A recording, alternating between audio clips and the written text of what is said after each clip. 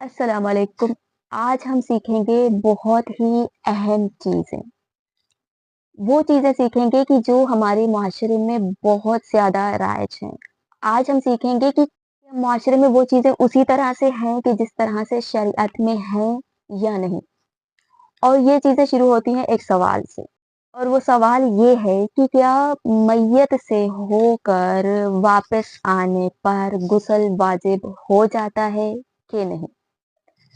ज़्यादातर देखें मुआशरे में ये चीज़ बहुत ज़्यादा राइज है कि कोई इंसान अगर मय्यत से होकर आ जाए, काफ़ी जगहों पर ये चीज़ बहुत राइज है। आप लोगों ने भी इस चीज़ को देखा होगा कि कोई भी इंसान अगर मय्यत से होकर वापस आ जाए, तो उसके घर में या फिर उसके आस-पास कोई एक ऐसा इंसान ज़रूर होता है कि जो उससे कहता है कि क्या आपने गुस्ल किया है?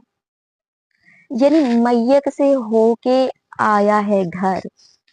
अब इससे पूछा जा रहा है कि क्या आपने गुस्ल किया है? और हमारा सवाल ये है कि क्या मय्यत से होकर वापस आने पर गुस्ल वाजिब होता है कि नहीं?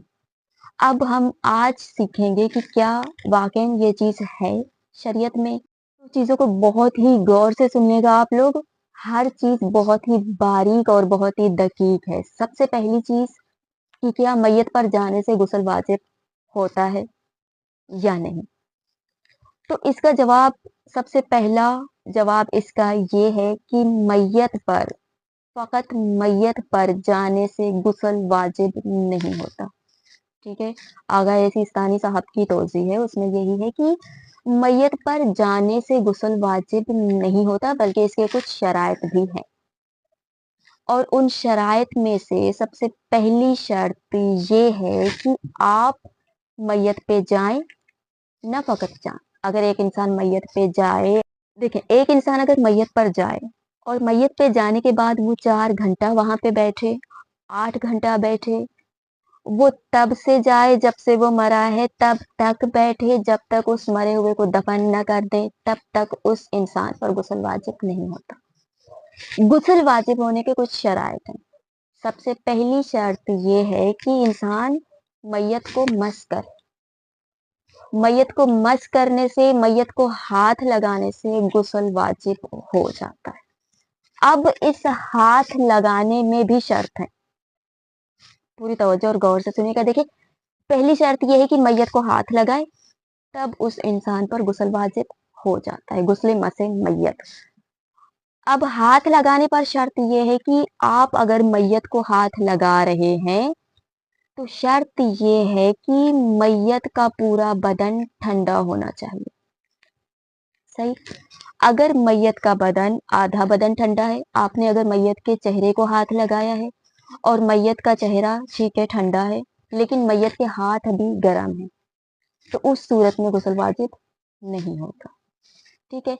गुस्ल वाजिब तब होता है जब मय्यत का पूरा बदन ठंडा हो जाए, पूरे बदन के ठंडा हो जाने पर तब गुस्ले मसे मय्यत वाजिब हो जाता है। पहली शर्त यही थी कि मय्यत को इंसान हाथ लगाए तब गुस्ल वाजिब हो जाता है।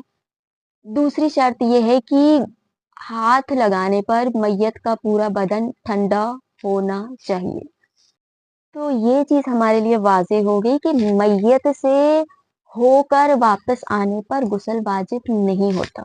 गुस्ल का नाम ही गुस्ले मसे मय्यत है, यानी मय्यत को जब तक मस नहीं करता इंसान, तब तक उस इंसान पर गुस्ल वाजिब नहीं होता। गुस्ल के वाजिब होने का शर्त यही है कि पहली शर्त मय्यत को मस करें, दूसरी शर्त ये है कि मय्यत का पूरा बदन ठंडा होना चाहिए, तब जाके उस इंसान पर गुस्ले मसे मय्यत वाजिब हो जाता है।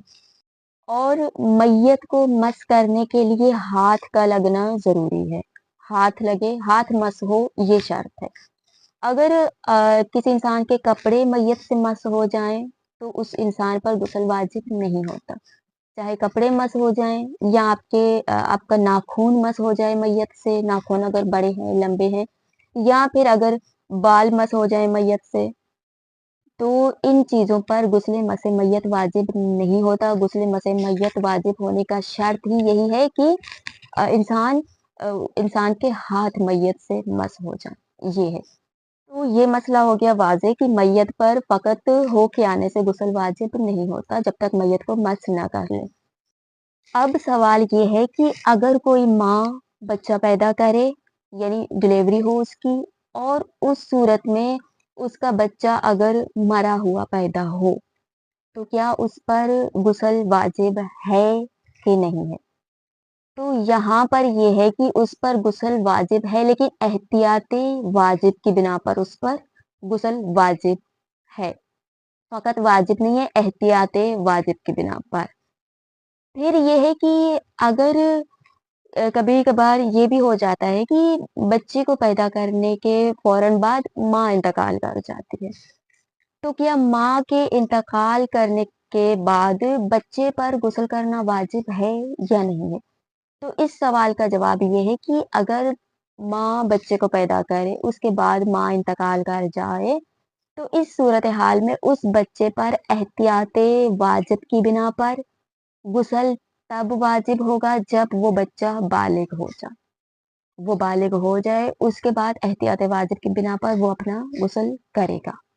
इसके अलावा अगर कोई बच्चा, यानी गैर मुमय्यज़ बच्चा, या फिर कोई पागल शख्स की जो अकल से आरी हो, इन दोनों में से कोई एक अगर मैयत को मस करेगा, तो उन पर गुस्ले मसे मैयत वाजिब तब होगी, बच्चे पर गुस्ले मसे मैयत वाजिब तब होगी जब बच्चा मुमय्यज़ हो जाए।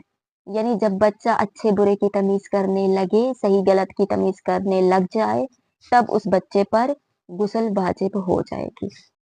और इसके अलावा जो पागल इंसान है कि जिसे अकल नहीं है, उस पर गुस्ल मसे मैयत तब वाजिब होती है कि जब उसे अकल आ जाए, जब वो बाकी आकिल इंसानों की तरह से गुज़र-बसर करने लगे, तब उस पर गुस्ल मसे मैयत वाजिब हो जाती है। और अगर मैयत टुकड़ों की सूरत में हो, तो फिर मैयत को किस तरह से मस करेंगे, फिर क्या शराइत है, फिर कब गुस्ल वाजिब हो जाता है इंसान पर?